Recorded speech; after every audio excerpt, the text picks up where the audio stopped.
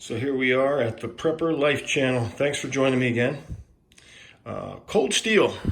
Now I'm holding this camera phone with my one hand, so I apologize if it moves a little too much and makes you car sick or motion sick, but just doing a quick video here. Cold steel is probably my favorite of all knife companies, for the simple fact that they make an awesome knife that comes so sharp that you can shave the hair right off your arms with it for an amazing price. What else do I love about them? They make huge knives. Huge. There's something awesome about a giant folding knife that's as big as a fixed blade that clips and fits in your pocket. You gotta love it. Yeah, they're heavy. You might even say they're a little silly, but I mean, that's the other thing about cold steel. No spring assist, yet you don't need it. The action is so smooth on their knives. Careful closing these things one-handed. It cuts your fingers off. They are sharp. And they're all that way. I mean, you don't need it. Well, I thought I needed it and I didn't. Anyway. So they've been making these huge folding knives for years now. And their price is amazing. So this is the Raja 2. This is their big Raja. This is the limited edition one.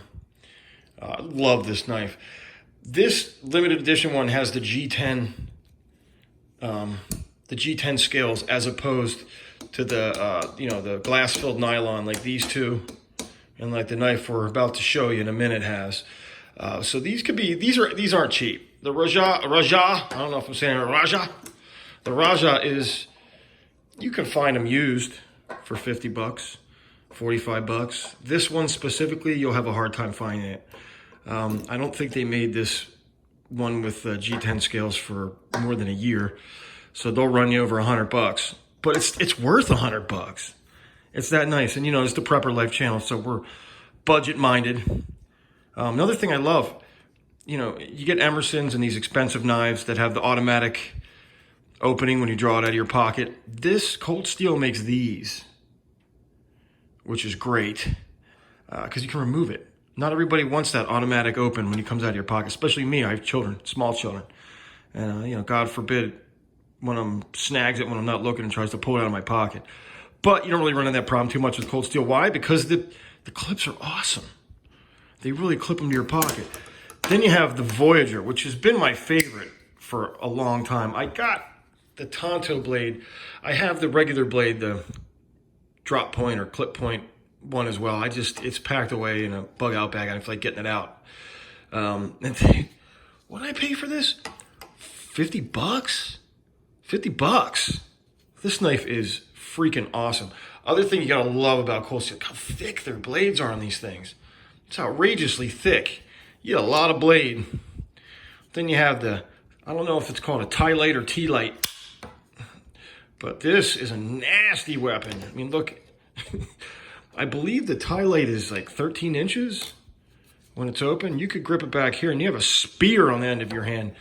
This, consequently, is illegal in many states, many of the communist states. I believe you can't carry these in New Jersey or California. Pennsylvania, where I live, is a little weird about knives. You can't have switchblades. You're not supposed to carry these either. It's considered a stiletto. But, I could put a gun on my hip, which is interesting, right? So, anyway, I'm not going to close these because I only have one hand that I'm using. I wanted to show you guys something that Cold Steel just came out with. It's a new knife.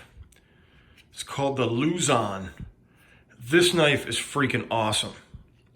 It's 13 inches fully open. And again, I mean, something Cold Steel hasn't done before, at least that I haven't seen.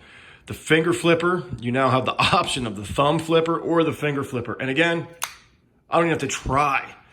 And I don't believe it's spring assist. It's just, they're so freaking smooth. Once you get it past that, quarter open spot, they just fly open. Look at this thing. I mean, again, I tried it. I just opened it like 10 minutes ago. I ordered it. I found it on eBay. This was $38, folks. 38 bucks. It's 8CR13 MOV. So Okay steel. Nothing outrageous. It's made in Taiwan. Okay, whatever. You know, people complain about Chinese and Taiwanese blades. You know, I got to tell you, they really go above and beyond. You know, an American counterpart, it costs 3 times as much. And I get it. You know, you want to shop American because it's American and it's good for the jobs. But, you know, not everybody has. No, it's not Taiwan. It's made in China. You know what's made in Taiwan is this Raja 2, which is expensive. You know, compared to this, it's heavy too. Taiwan. But, you know, what are you going to do? It's a huge blade. This one comes in, it's not too bad. I mean, it's heavy for a pocket knife. It's 9 ounces, which I believe is, I mean, to give you an idea how big this sucker is.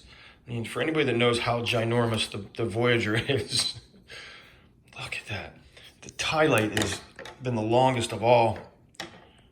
They're about the same, 13 inches, both of them. Ti-Lite, Ti-Lite, whatever. But, so it's I think this one's 8 ounces. This is 9. But look how freaking cool it is. It uses a liner lock system. It's well placed. The lock goes nice and deep. It's not hanging on it by a hair like a lot of cheap knives are. The centering, let's see. Look, it closes by itself. That's pretty freaking good. Looks dead center to me. Got their glass-filled nylon handle. And you know, cold steel, look, and when it's open, you can lock it in place. Another additive that you don't get.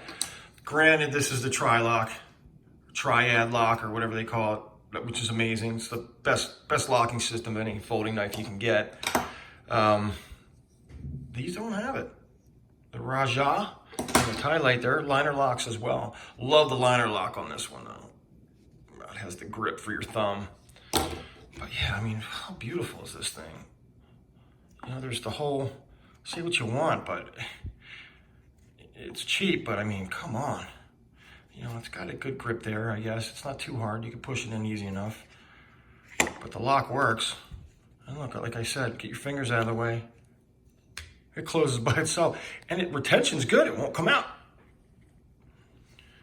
Again, cold steel really coming through with an amazing value product. Amazing value. You know, they've fixed all the issues with their old knives being super high prices on a lot of their bigger knives. The grip is cool. It's a little smooth, but whatever. It looks cool, that's for sure. You got your lanyard hole right there if you want to put a lanyard on it. I love that you have the index finger flipper, which is the way I prefer to flip them on. But if you don't want to, you can do the old-fashioned way too. Bam.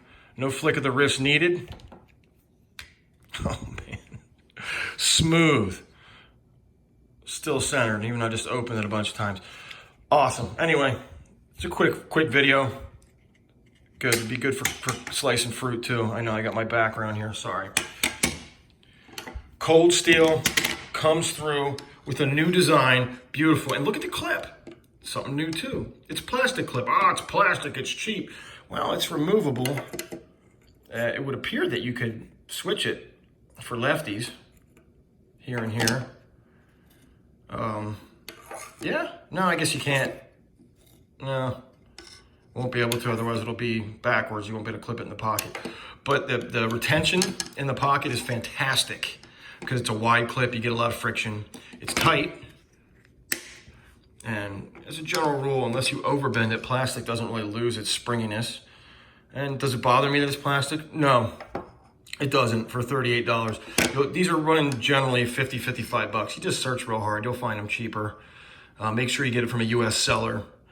Don't order it from anybody that's based out of China. Otherwise, it's going to be a counterfeit, most likely. And you'll know it's a counterfeit because it'll be $25. You'll be like, oh, it's too good to be true. But again, you know, I'll tell you what, I bought counterfeit knives over the years. A lot of them are just as good. But with cold steel, I mean, just spend the extra 10, 15 bucks, get the real thing. You know, cold steel really, they innovate. You know, they don't get stagnated like a lot of companies. They change their designs. They make new things. I love that about them. And I love this knife. I love this knife. So listen, I don't do a lot of videos here, but they're useful videos, and they're almost always going to be budget minded for prepping, EDC, guns, knives, and gear. So subscribe. Make sure you subscribe. Make sure you hit the little notification bell so that when I do one of my videos, and you can come check it out.